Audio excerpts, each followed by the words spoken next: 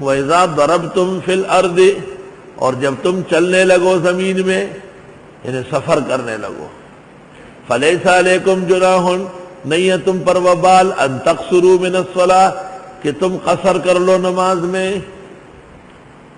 اس کے دو مطلب ہے، ایک تو یہ کہ جب آدمی مسافر ہو، مسافر شرعی، تو 4 فرض 2 پڑھے گا، 4 فرض 2 پڑھے گا، اور وتر بدستور ہوں گے، اور سنن مؤکدہ اختیاری ہو جائیں گے۔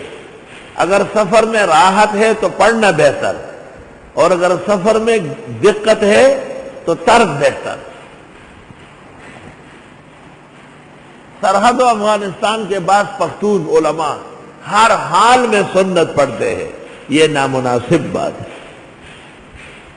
مصنف عبد الرزاق میں ہے وَمِنَ السُّنَنِ تَرْكُ السُّنَنِ فِي الْأَسْفَارِ، یہ بھی سنت طریقہ ہے کہ سفر میں سنتیں نہ پڑھی جائے۔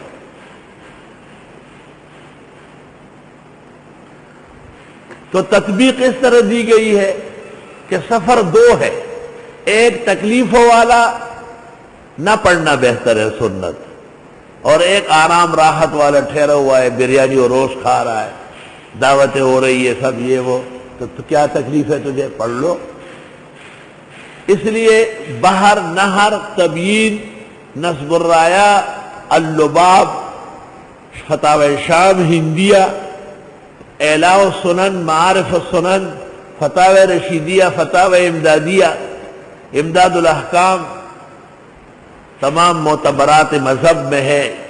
والاولیٰ ان یأتی بالسنن والنوافل فی الاسفار، بہتر سفر میں سنت نفل پڑھنا ہے، بہتر ہے، مؤکد نہیں ہے۔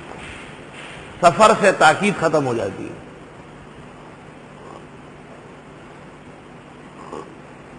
سفر اس زمانے میں جو اپنے شہر گاؤں سے کم از کم انگریزی میل کے اعتبار سے 48 میل دور جاتا ہو اور اپنے گاؤں شہر سے باہر نکل جائے تو مسافر ہو جائے گا،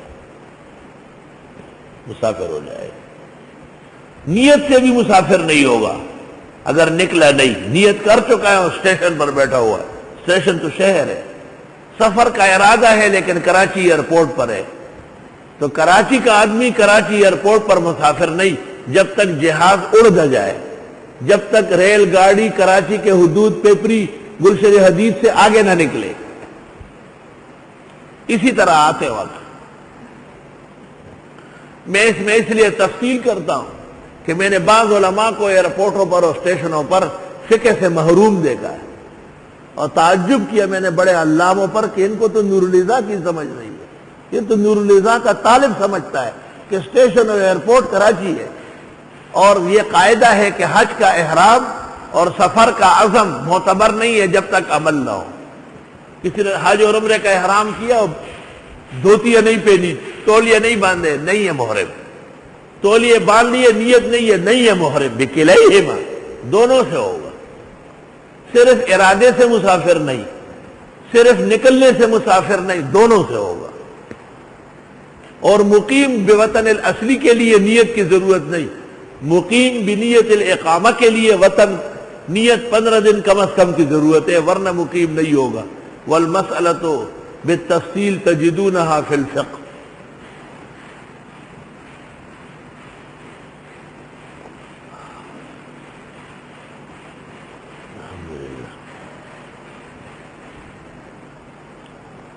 اور جب تم سفر کرنے لگو ملکوں میں، پس نہیں ہے تم پر وبال کہ قصر کر لو نماز میں۔ نماز سے مراد فرائض ہے، ایک نماز سے مراد رباعی ہے، ظہر عصر عشاء، ثلاثی اور ثنائی نہیں، فجر اور مغرب اور وتر میں کوئی کمی نہیں، وہ بددستور ہے۔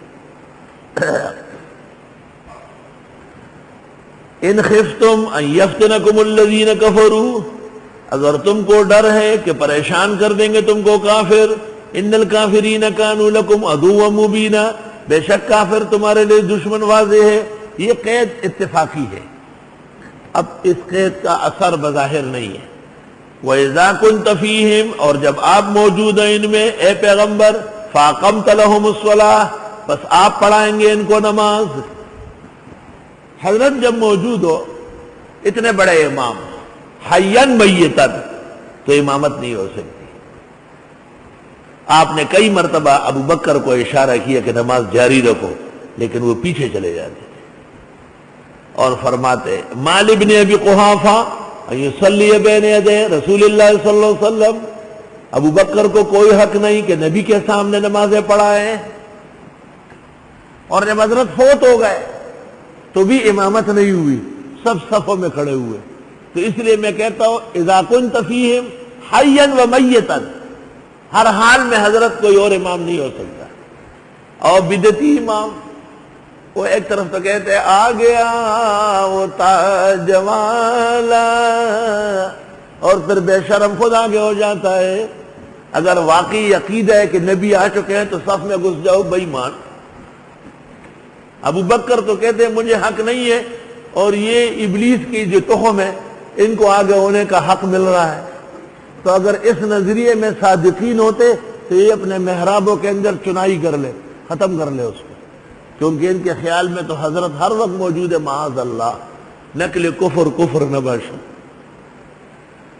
سعید کاظمی اور غلام رسول سعیدی کو ان مسائل پر متوجہ رہنا چاہیے، اور اپنی قوم کو مسلمان کرنے کی کوشش کر لیتے، ان کو اور ایمان سے دور کر لیے۔ اور جب آپ موجود ہوئے پیغمبر، ان میں فَأَقَمْتَ لَهُمُ الصَّلَاةَ، آپ قائم کریں ان کی نماز۔ یا رب تیرا شکر، اللہ اکبر۔ عبد الرحمن ابن عوف کے پیچھے آپ نے ایک دفعہ نماز پڑھی، کیونکہ نبی دنیا سے جا ہی نہیں سکتے جب تک امتی کے پیچھے نماز نہ پڑھے۔ پہلے تو شاہ صاحب کی تحقیق تھی، اب مسند ابی اعلیٰ موصلی میں مرفوع مسند حدیث مل گئی کہ ما من نبی وهو يقبض الا ان يصلي خلف من امته او کما قال، کوئی نبی بھی دنیا سے نہیں گیا جب تک امتی کی اقتداء میں نماز نہ پڑھے۔ شاہ سے فرماتے ہیں جب امتی میں اتنی صلاحیت آ جائے کہ وہ نماز پڑھا سکے تو گویا کہ منصب نبوت کی ادائیگی اب رہے گی، اس لیے عمر موعود پوری ہو گئی اور اب نبی کا دنیا سے سفر یقینی ہے۔ شاید ابو بکر صدیق بڑے عالم تھے، وہ اس وجہ سے آپ کے سامنے ہر حال میں نماز میں بھی پیچھے چلے جاتے تاکہ آپ دیر تک زندہ و سلامت رہیں۔